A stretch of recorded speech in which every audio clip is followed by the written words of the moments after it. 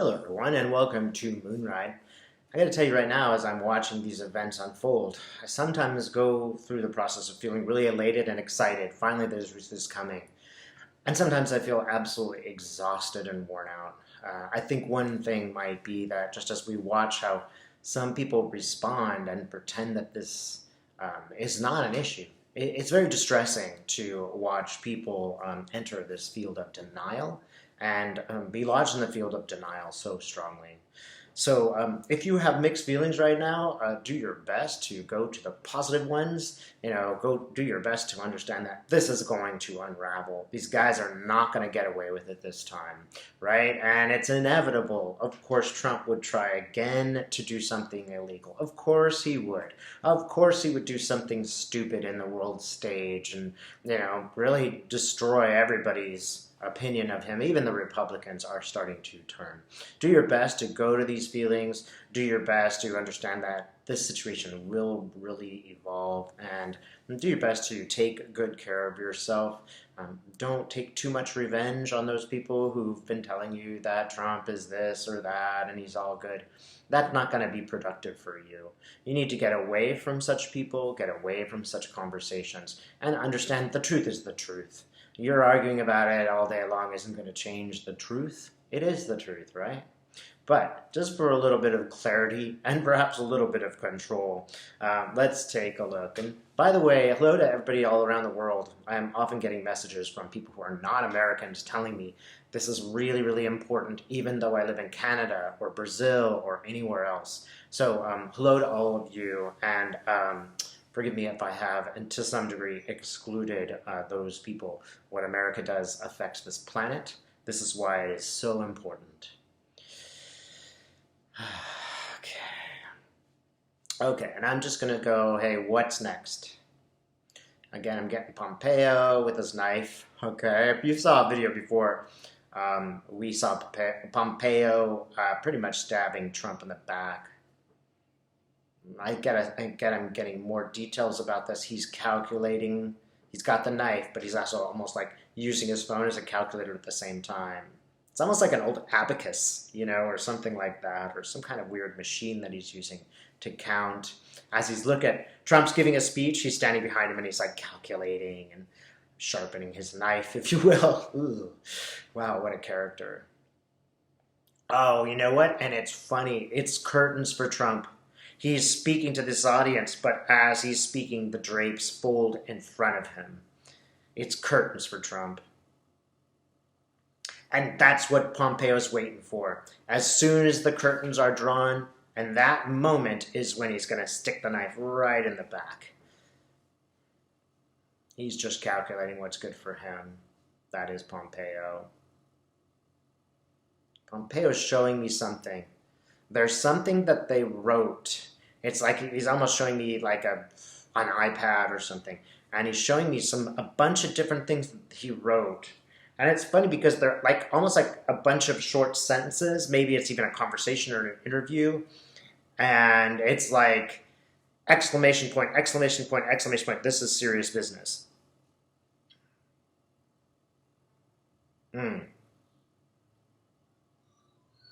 So why are you showing me this? What does it mean, the writings?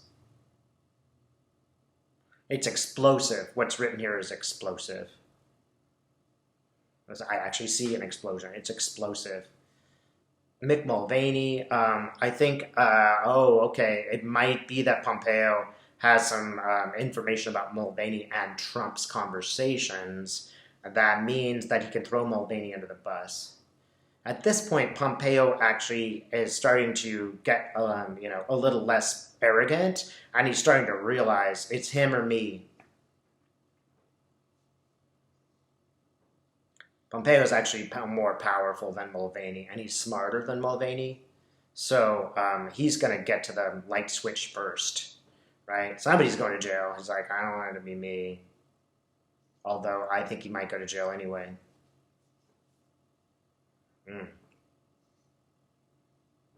And I mean, trust me, Pompeo's future is a dark one. It won't be good. I think he's going to go to jail anyway, and he will be totally despised. So Mulvaney's looking frantic. He's frantically hiding stuff. Mulvaney is destroying evidence right now.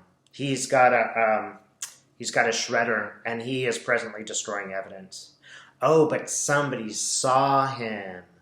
Somebody witnessed him destroy evidence. I don't know if it's now or before this came about, but he's got a pile of stuff that he's trying to destroy. And somebody, it looks like a woman, saw him do it. And she's shocked, and she walks in the room and she says, "What are you doing?" And he's like, "Oh, just reading." She's like looking at him like, "I know what you're doing, man, and I'm gonna tell." And so he kind of stops doing what he's doing, and pretends to do something else, and says, "I'm really busy," and goes closes the door in her face. But she's seen what she has seen.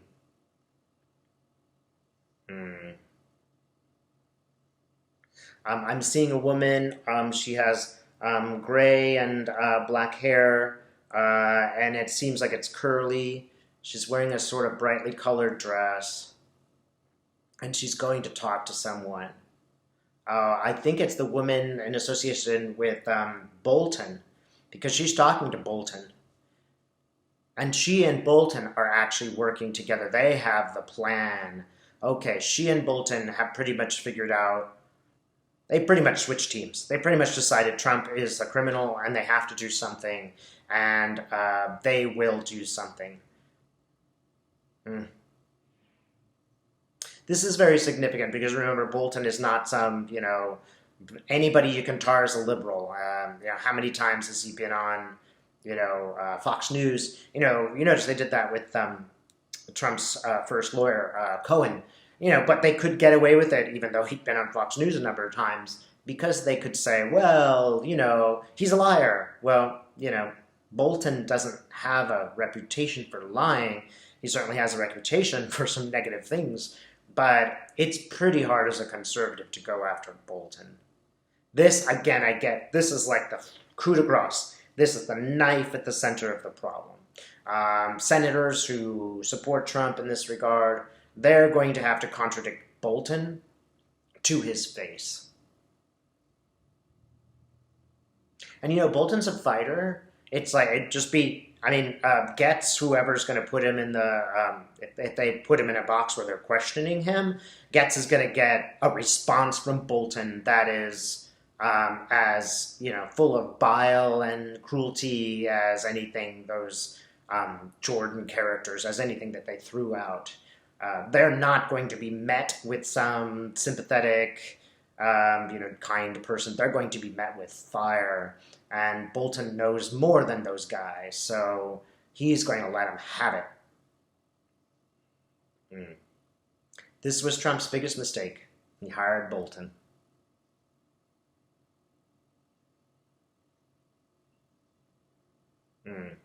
So Bolton is also going to be on Fox News. At some point, they are going to speak with him, and he's going to tell them the truth.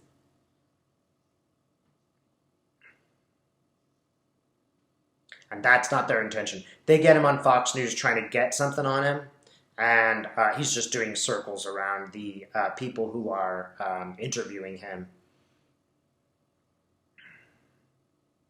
It's about his ego. Part of it is he was just insulted, and because he was insulted, it's kind of like you take one of these arrogant people and you put them in a certain place, and once they're in that place, they don't stop being arrogant.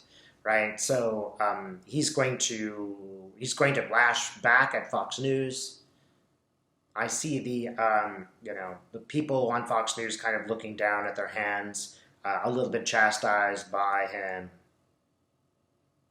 I think Bolton might come right out and say it. If you support this president, you're a traitor. I think he has finally reached this point. We might not agree on his policy with Iran, but at least we know that Bolton is, to some degree, thinking about the national security. It's very intertwined with his ego.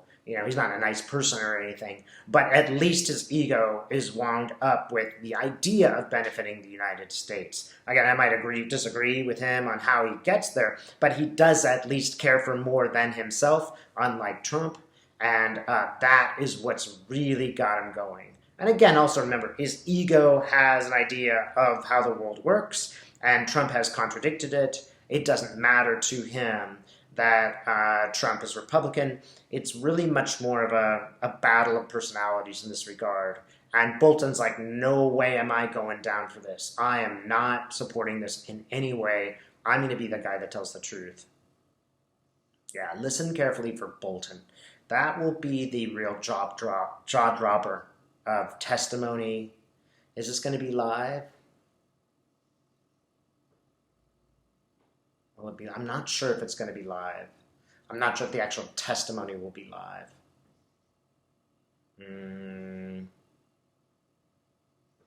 So Spirit, show me another image that says it will be live. Okay. I'm seeing a microphone. I was also seeing a camera, but it was a little bit on, off. It might be that it is live in the Senate, but I think it almost doesn't matter. Bolton will go public with his information in such a way that it will be, people will pay attention to it. Money, there's a lot of money here, and I think that's the other thing that Bolton knows about. Lots of money flowing around in funny directions, which made him uncomfortable and made this woman uncomfortable. And this woman's sort of the same stripe. She's not quite so as egotistical as Bolton, but she has essentially a sense of right and wrong, although she's conservative. She has a right and wrong sense of what is going on here on purely constitutional, ethical grounds. There are some members of Trump's cabinet that actually do care about the country and more than themselves.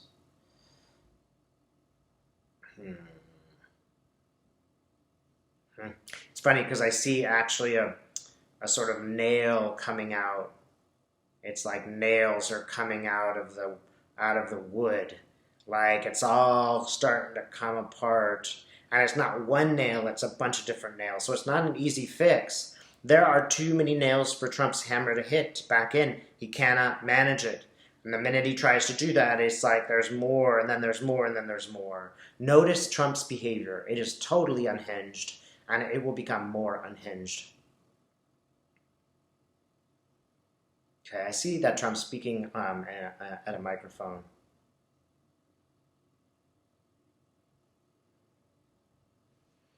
And he's just kind of ranting. I mean, this is nothing new, but it seems more intense.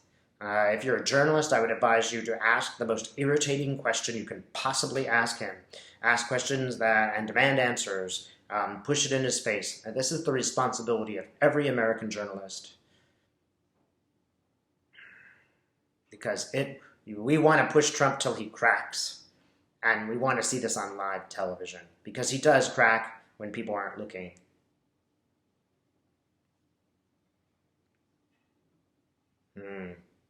And I see Pelosi smiling. Look, she's got him.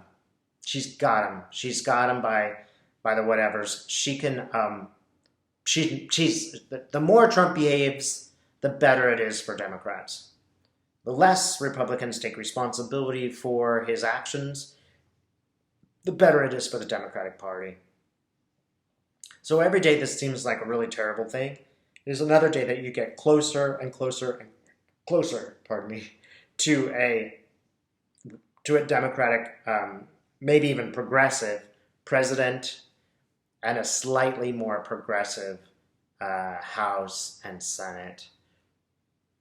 So Spirit, should we expect a House and Senate to go? Well, let's start with the House. Can we expect the House? Okay, I see mostly blue. How about the Senate?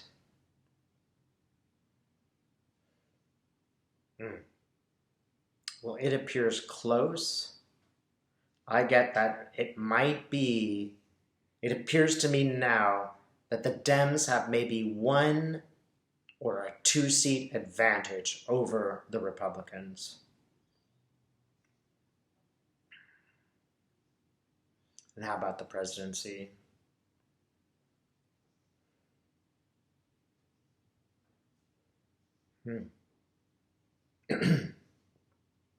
I get Warren again. And is that am I seeing Buttigieg as the vice president?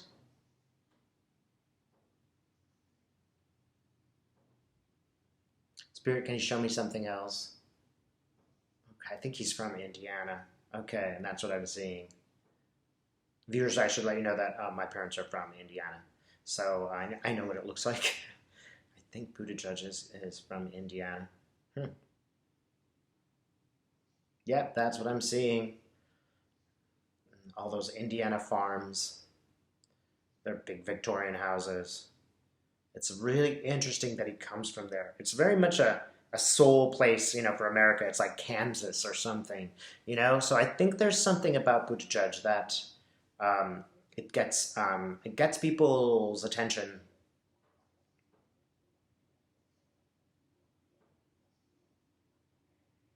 I think Harris might have a position in her government, a fairly high position in this government.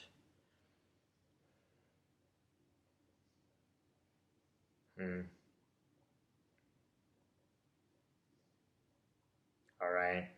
Spirit, how can we move forward psychologically with this series of crazy events? What can we do?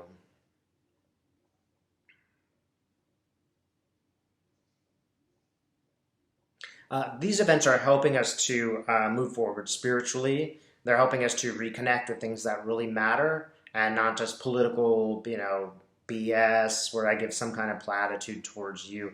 Real connections are being made, and that's something that you can revel in. Enjoy the fact that now people are talking about politics a lot, and some of that is really good. We're caring more about our society and taking some responsibility for the running of our society. And it does seem like there's a nice circle going around in this group of people that I'm seeing that are talking to one another. A lot of solidarity, a lot of support, people saying it's okay to disagree about some details. That's okay. You have the right to do that. Everybody has the right to their opinion. That kind of feeling seems really telling in this regard. This very nice sort of it's funny because it's not actually ecstatic like some kind of amazing breakthrough. It's a little bit more subdued and calm. It's just kind of like good neighbors. One thing that will really be helpful is if you find people that are like-minded people, whether that be spirituality or politics, and just be in relationship to them. Just talk to them, talk about how you're feeling right now, what it's like. In some senses, it might mean that you're starting to drop some people off your list that aren't really helpful people, that are, maybe they don't agree with you, and, that's okay for a while, and, it is okay. You don't have to agree with everybody about everything. That wouldn't be possible. But it feels like they're just sort of getting to the point where you're like, these people really aren't helpful, and they're not listening to me, and I don't really want to spend my time doing that. And, nobody likes to drop friends. Nobody likes to drop family members, right? That's really a hard thing to do. But we're being compelled to just go, well, I'm going to put this friendship sort of on hold. And I'm going to make a new one. And it's kind of forcing us to choose. That's not necessarily a totally bad thing. Don't engage in arguing with people that are not going to change their mind. And believe me, Dave Johnson is absolutely terrible at this. I barely resist every morning, like sending off 100 letters and 100 comments on, Washington Post. It is really, really hard not to do that. But remember that is a sort of duality. That is you fighting. And there's some use to that. That's how we increase our minds. But the mind-only portion of human existence is sort of getting pushed to the side. The unification of your mind, your heart, your body, all that stuff is really what's coming on next. It doesn't matter if that person doesn't agree with you. They are either right or they are wrong.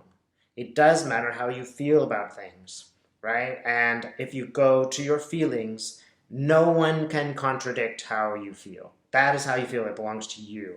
And the arguing, if you can sort of step aside and just sit in your truth, even if every single person around you is some crazy Trump supporter, that doesn't change the truth. And if you notice, you probably have been surrounded by these crazy people, and you were right. So you're going to be right in the future, no matter what happens. And if you believe that there is a great spirit to our society, to our world, to our planet, attach to that and attach to the humans around you. In some ways, it's a good thing. In some ways, it has made you make some choices that, you probably didn't really want to make right now. I know it has for me. And it's been challenging for your own psyche to both support the truth and not be driven crazy by those who don't. That actually is a real evolution in your own state of being. And don't let anybody tell you that your state of being is not important. I don't care who you are, what you're able to do or contribute.